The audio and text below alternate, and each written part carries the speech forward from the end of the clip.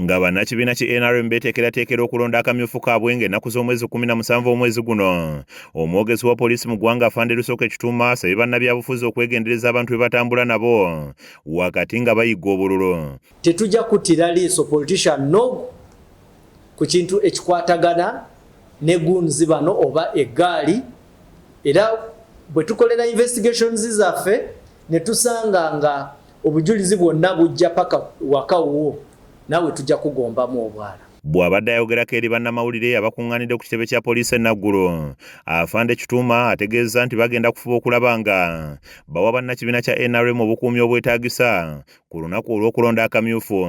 Ffe nga poliisi n'ebitongole ebirala tujja kugezaako nnyo okukola buli kimu ekisoboka okulaba nti akalulu tukasekiwalinga ate mu ddembe. Ono ategeeza nti IGP yatuuseeko mu bitundu ebyolekeddemu emivuyo okuli Ssembabule okusobola okukakkanya embeera olunaku lw'akamyufu lugenda okutuuka nga tewali kutya kwonna. Oba Inspector General Police wa Uganda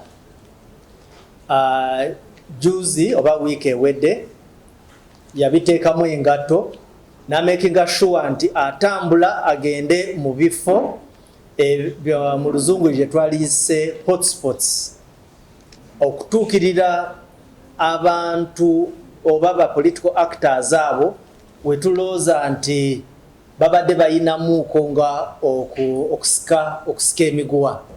Era IGP yasobola okutambulako n'agenda e Ssembabule n'amiitinga aba politicians. Ono alabudde abo bonna abeenyigira mu kubba ebintu by'amasannyalaze era n'ategeeza nti yenna n'akwatibwa ajja kuggulwako gwa butujju kuba bateeka obulamu bwa bannaabwe mu katyabaga nga kw'otadde n'okufiiriza eggwanga. Zawedde Hindu yakusakidde emboozi eno ku lwa KSTV Agalero.